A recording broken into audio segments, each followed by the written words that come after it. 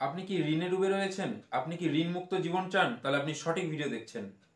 High, my name is Asim Mahanta and I am a financial consultant. আপনি আজকে এই ভিডিওতে জানতে পারবেন যে ঋণ কত প্রকার হয় এবং সেই ঋণগুলোকে আমরা তাড়াতাড়ি শোধ করতে পারবো কিভাবে। ভিডিও শেষে আপনি এটিও জানতে পারবেন যে কি করলে পরে আপনি আর কোনোদিন ঋণগ্রস্ত হবেন না। আপনি যদি আমার এই চ্যানেলে নতুন হয়ে থাকেন তাহলে সাবস্ক্রাইব অবশ্যই করবেন, আর ফেসবুক বা ইনস্টাগ্রামে ভিডিওটি দেখে থাকলে ফলো অবশ্যই করবেন।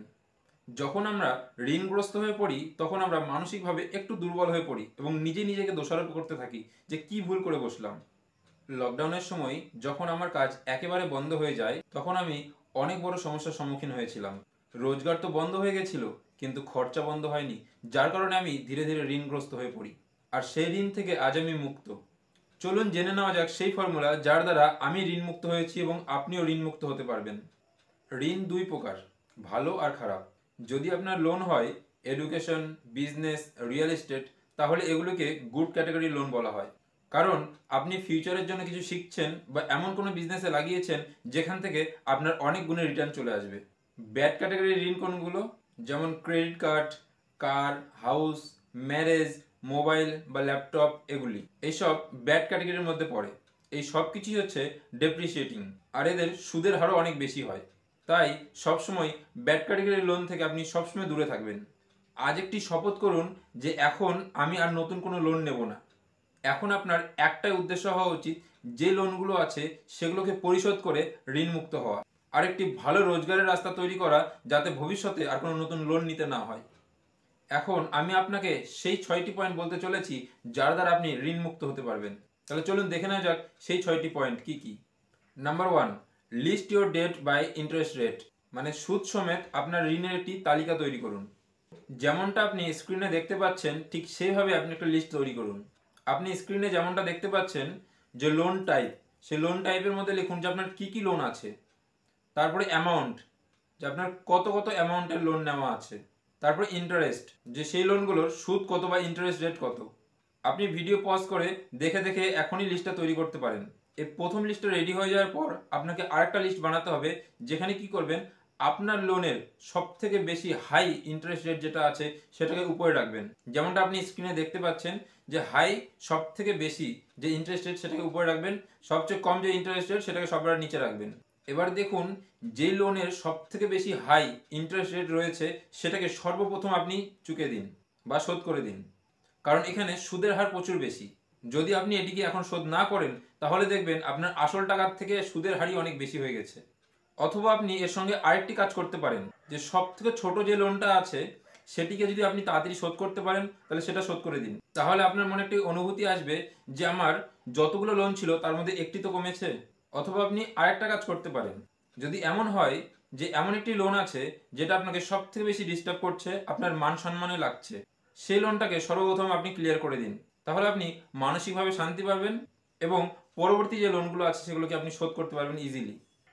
সবচেয়ে গুরুত্বপূর্ণ বিষয় হচ্ছে যার ইন্টারেস্ট রেট হাই সেটাকে সর্বপ্রথম আপনি শোধ করে দিন, অথবা আরও যে দুটো মাধ্যম বললাম আপনি সেই দুটোকে ভেবে দেখতে পারেন। Number 2, budget and decide payment plan. আপনি কত টাকা রোজগার করছেন এবং কত টাকা খরচা করছেন সেটি একটি পেপারে লিখুন। যখন আপনি একটি পেপারে লিখবেন তখন আপনি দেখতে পারবেন যে আপনার কত টাকা রোজগার হচ্ছে এবং কত টাকা খরচা হচ্ছে আর কত টাকা আপনার থেকে যাচ্ছে। ধরে নেই আপনার রোজগার হচ্ছে 30,000 টাকা আর আপনি মাস গেলে খরচা করছেন 18,000 টাকা, তাহলে আপনার থেকে যাচ্ছে 12,000 টাকা। এবার এই 12,000 টাকার মধ্যে থেকে আপনাকে কি করতে হবে, আপনার ঋণগুলো তাড়াতাড়ি মুক্ত করতে হবে বা শোধ করতে হবে। যখন আপনি বাজেটিং করবেন তখন এই রুলটি মনে রাখবেন, 50-30-20। আপনার 50% টাকা খরচা করুন আপনার প্রয়োজনে, যেমন থাকা, খাওয়া, পড়া, এগুলির জন্য। আপনার রোজগারের 30% টাকা খরচা করুন আপনার শখ পূরণের জন্য, যেমন শপিং হতে পারে, ট্রাভেলিং হতে পারে, কোনো এন্টারটেনমেন্টের জন্য খরচা হতে পারে, এগুলি। আর আপনার রোজগারের 20% টাকা ইনভেস্ট করুন বা সেভিং করুন ফিউচারের জন্য। যেহেতু এখন আপনার অনেক চাপ আছে, আপনি অনেক ঋণে পড়ে আছেন, সেহেতু আপনার 50% টাকা খরচা করুন আপনার প্রয়োজনে এবং বাকি 50% টাকা খরচা করুন আপনার ঋণ শোধ করার জন্য। Number 3, temporary stop over expenses. যেহেতু আপনার এখন অনেক ঋণ আছে সেহেতু আপনার বাড়তি যে খরচাগুলি সেগুলিকে পুরোপুরি বন্ধ করে দিন। যেমন রেস্টুরেন্টে, ক্যাফেতে গিয়ে দামি দামি খাবার খাওয়া, মুভি দেখা, বাইরের খরচা করা, আনওয়ান্টেড শপিং। অনেক সময় কি হয়, আমরা শপিং মলে চলে যাই, সেখানে কিছু জিনিস দরকার পড়ে এবং বাকি অনেক কিছু আমরা সুন্দর সুন্দর জিনিস দেখতে পাই, সেগুলো দেখে লোভ সামলাতে না পারে সেগুলোকে আমরা নিয়ে নেই এবং বাড়িতে এসে মনে হয় যে এই জিনিসগুলো না নিলেই হতো। এছাড়াও অনলাইন শপিং তো রয়েছেই, যেমন ফ্লিপকার্ট, অ্যামাজন, মেশো। এগুলো অন করলেই অনেক সুন্দর সুন্দর জিনিস দেখা যায় এবং সেখানে অনেক অফারও থাকে এবং সেই অফারগুলো দেখে আমরা সেই জিনিসগুলো নিয়ে নিই অনেক সময়। আমি এটিকে খারাপ বলছি না, আপনি এখন বর্তমানে বন্ধ করুন, যেহেতু আপনার অনেক ঋণ আছে সেটাকে আগে শোধ করুন, তারপর বিন্দাস চলুন। পরবর্তী পয়েন্টগুলো দেখার আগে এক্ষুনি লাইক করুন, কারণ পরে গিয়ে লাইক করতে ভুলে যাবেন। Number 4, no over spending. আপনার এই সময় কোনো বড় খরচা করা উচিত নয় যতক্ষণ পর্যন্ত আপনার ঋণ না শোধ হচ্ছে। যেমন নতুন কোনো গাড়ি কেনা বা নতুন কোনো বাড়ি কেনা বা ফ্ল্যাট কেনা বা বিশাল অনুষ্ঠান করে অনেক টাকা খরচা করে বিয়ে করা বা দূরে কোথাও ঘুরতে যাওয়া যেখানে অনেক টাকা খরচা হবে। No credit card use. Credit কার্ডে এই সময় ইউজ করবেন না, কারণ ক্রেডিট কার্ডে অনেক সুদ থাকে এবং সুদের হারটা অনেক বেশি হয়। অনেক সময় এটা ইউজ করতে করতে শেষে গিয়ে দেখা যায় যে অনেক টাকা খরচা হয়ে গেছে এবং অনেক ঋণে আপনি ডুবে গেছেন। Number 5, sell unnecessary item. যদি আপনার বাড়িতে এমন কিছু থাকে যা অনেক দিন ধরে পড়ে আছে, যেগুলোর ইউজ হয় না, সেগুলিকে আপনি বিক্রি করে দিন। আপনি অফলাইনে বিক্রি করতে পারেন, আপনি অনলাইনে বিক্রি করতে পারেন, যেমন ওয়েলেক্স, কুইকার, এগুলোতে সেকেন্ড হ্যান্ড জিনিস বিক্রি হয়ে যায়। তারপর সেখান থেকে যে টাকা আসবে সেই টাকা দিয়ে আপনি অনেক ঋণ মুক্ত হতে পারবেন।